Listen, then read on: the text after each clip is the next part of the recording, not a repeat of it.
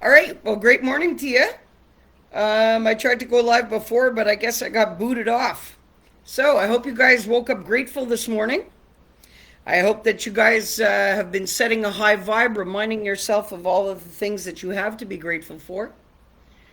I hope that you're seeing any limitations in your life as a chance to get creative and push past that.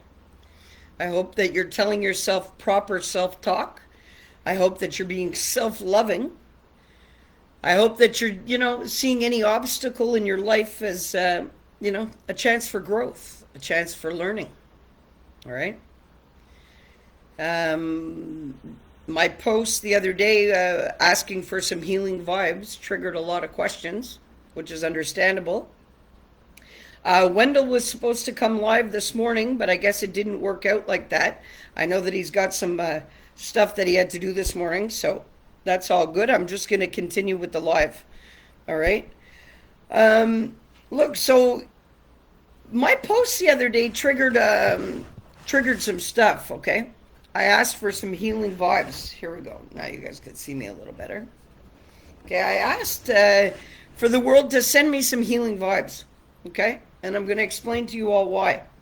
I did a video a while back, actually at the beginning of the lives, why somebody had asked me why I was home. It's as simple as this. I've had a staph infection that was, well, first of all, let me explain it simply, okay? So everybody knows what it is. Now, we have flora on our skins that protect us from the universe. It's as simple as that.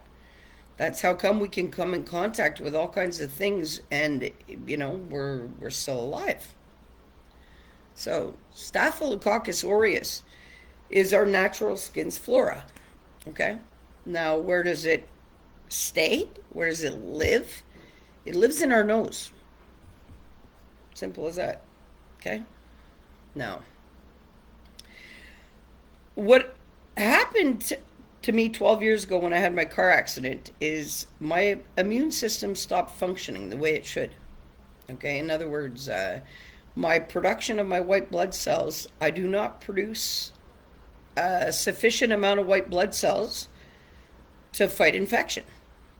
So, in order for my body to get past that, which I have, well, let's just say, in order for my body to get past that state and to be able to function in this world, my body produces more Staphylococcus aureus because I have a weakened immune system, which is, my body knows what it has to do to keep me alive. So that's what it's been doing. All right. It's been producing a hyper staph. But now, when this happens, if for any reason my skin breaks, all right.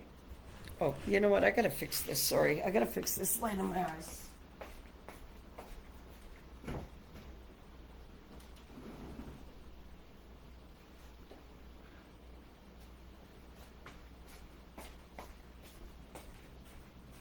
All right, sorry about that. Okay, so now when you have a hyperactivity of Staphylococcus aureus, which is more than your body needs, right?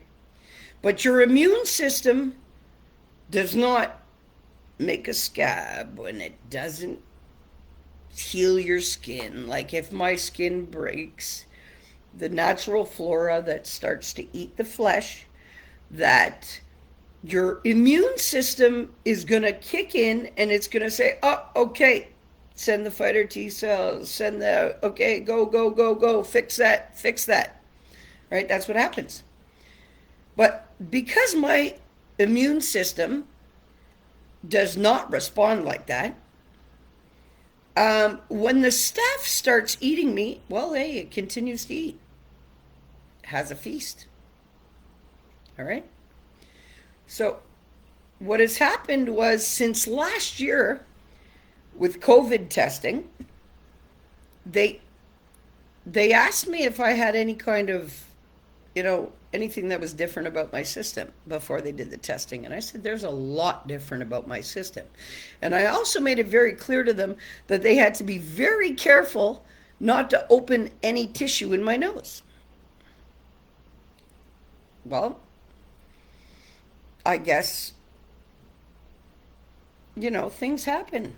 It's nobody's fault. But yeah, they opened tissue in my nose. So what does that do? Well, hey, there's a whack of staph there. Simple, because that's where it lives, right? That's where it reproduces. That's where, yeah, it's on our skins, but it comes from somewhere, right? So what happened is I got a staph infection in my nose. Now, I've tried. It's okay. Let me just say this. It started eating all of the flesh in my nose. Started eating all of the protective coating. It started eating pretty much everything. Now, I've had problems with the staph stuff in my sinus a while ago, like a couple of years ago. And it made the doctors nervous then because my body, after 12 years of battling with staph and all kinds of holes all over my body, and I've refused amputation, and they've plugged me up to antibiotics time and time and time again, and I've taken oral meds, and I've done all of that, okay, over the years.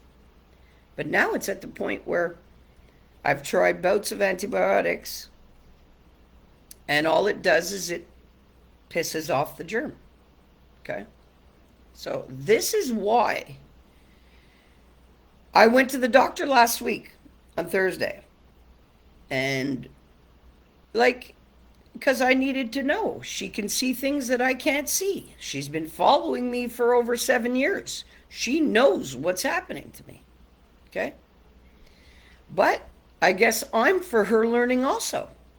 Because as I sit with that doctor on Thursday, well, she's not exactly the same doctor either that sat down with me the first day. How could she be? Right? So I informed her on Thursday that since I had the heart attack in February, yes, I was supposed to be on beta blockers to lower my blood pressure. But listen, if I would have, okay, let me get back to this so it's clear. I get it. Okay. Now, I don't want to jump all over the place because you guys aren't going to follow me and you're not really going to understand. So, this staph infection, it's not an infection. It's Staphylococcus aureus. It's my natural flora that's eating throughout. Like a couple of months ago, she told me that I had no protective coating left in my nose and that my bone was exposed. Okay, thanks for letting me know. What am I supposed to do? Panic? No. So I did everything that I could. Did the ointment antibiotics, take the oral antibiotics, do everything that I was supposed to do. Did it work? No, it didn't work. So,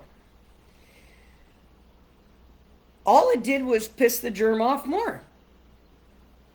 So now, after my doctor came back from, okay, over this course of this time, in February, I really didn't feel well. Okay? I really, really didn't feel good.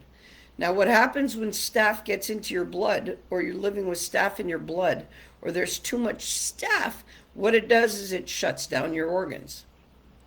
And I've had this happen to me before. That's how I ended up in intensive care for 30 days. Okay? And that's the time that they told me I was going to die. And that's the time that they told me my kidneys no longer functioned.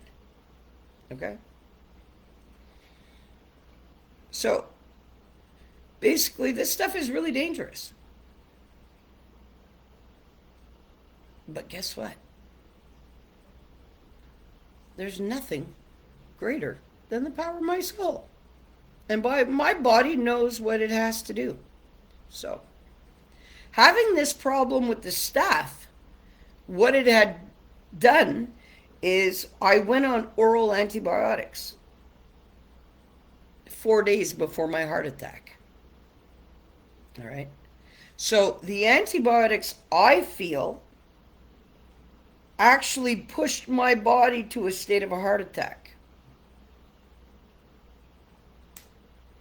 Zulu, please stop that. Okay? So, now back to the topic of the heart attack. Because I had also mentioned in that video that I did that I didn't follow the rules. But I'm going to explain to you all why I did that this morning. All right? Now, I went to the hospital, yes, when I had the heart attack. I knew I was having a heart attack. All right? I was very lucky that the man that is beside me Googled the highest amount of aspirin that I could take. Okay? Now, he took me to the hospital because I didn't want an ambulance. Why? Because once the medical system intervenes, you lose your power. You submit to them and they make all your choices for you. So this is why I didn't do that. I had him drive me to the hospital. And the first hospital that greeted us, they were very aggressive with us coming in through the wrong door during my heart attack, and that's all they cared about, and it wasn't the heart attack they were focused on. I said, oh, gotta go. Simple. You're more worried about what door I'm coming in than the fact that I'm having a heart attack? Oop, gotta go. Sorry. It's not for me. So, we left. And I called my mother. My mother knew that I was having a heart attack because I told her I was having a heart attack. And she knew. So she asked him to take me to the other hospital. Now, instead of him taking the fastest way, I insisted that we drive along the water. So we took the longest route to the hospital, the second hospital, during my heart attack. Why? Because I insisted of that. Why? Because the power of water and the energy that I could pull off the water is real. I want you guys to understand that. Now, these are the things I live. This is not fictional. This is stuff I live. So, when we got to the other hospital, and I went in, they took me in right away. They hooked me in. They hooked me up. They were very nice. They were very, very nice, okay? Now, the minute they confirmed that I was having a heart attack, which, hey, heart attacks last 20 minutes. According to the ECG that I got hooked up on, that I was still having a heart attack, that time lapse was about an hour and a half. So, I endured a heart attack that lasted maybe 3 times longer than an average heart attack should have, but I survived it. And it's an arterial one that, this is the one that causes the most morbidity. Okay? So in other words, people die from these heart attacks. All right? Now, the minute that they confirmed that I had had a heart attack, they wheeled me in the back, and they asked my man to leave. Actually, they told him, go get her registered right away and go home. Simple. Not even nicer than that. And I wanted to freak out, but I was like, I'm having a heart attack. So I have to allow them to take me in the back and see what's going on, because I need to know. So I told him he could leave and I'm going to go in the back.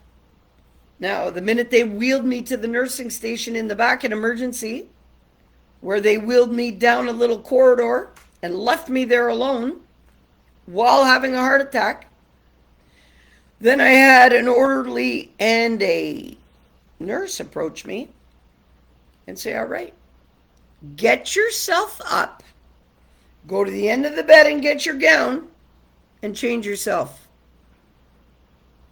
Hey, I was in the middle of a hallway, wasn't offered a bathroom, no, wasn't offered somebody to hold up a curtain for me.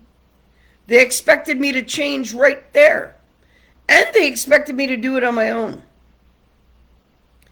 But I needed to be greeted by that. Understand that, okay?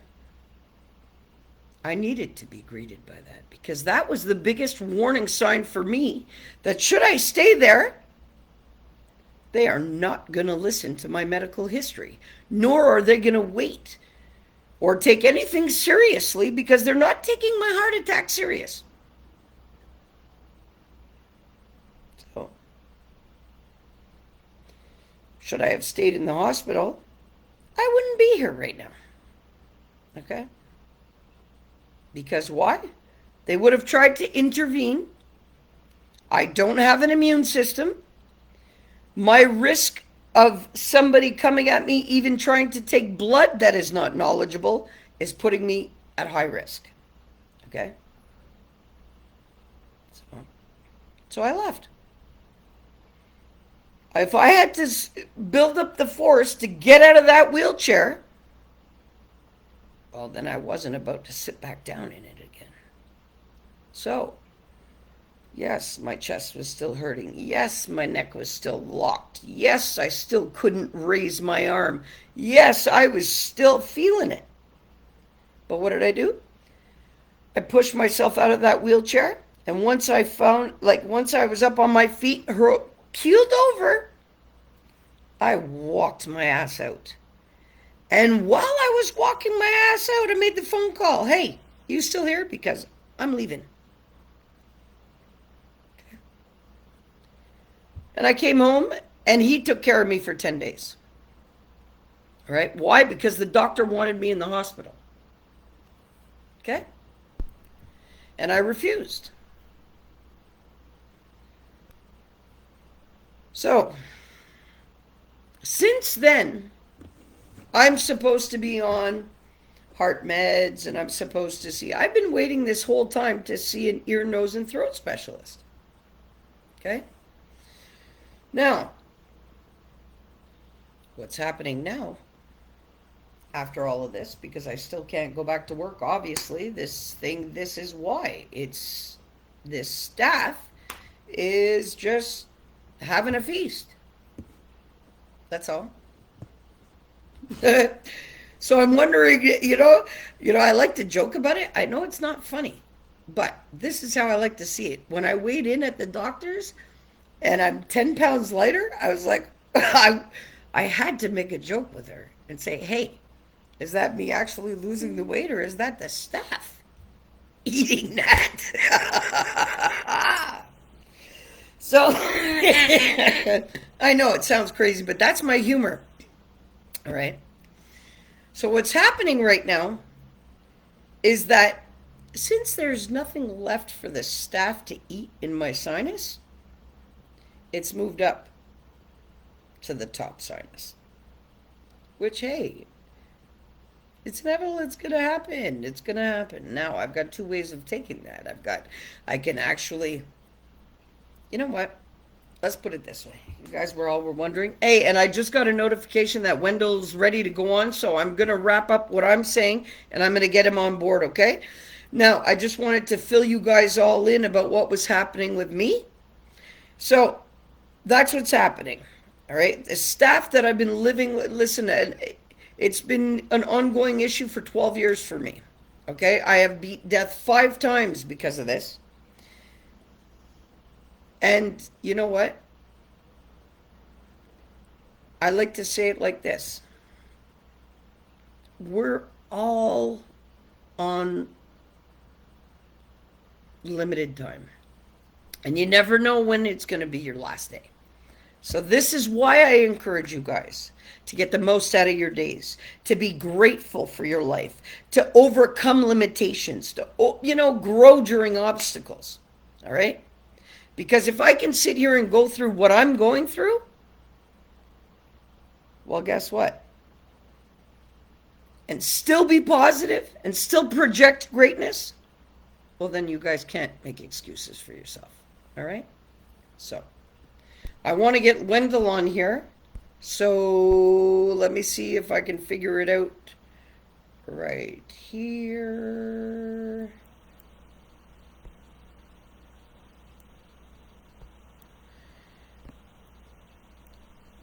Okay, Wendell, I don't know how to join you, but I know you're there. So, how about you, because I'm on the computer. So if you have a button to join, hold on, let me see.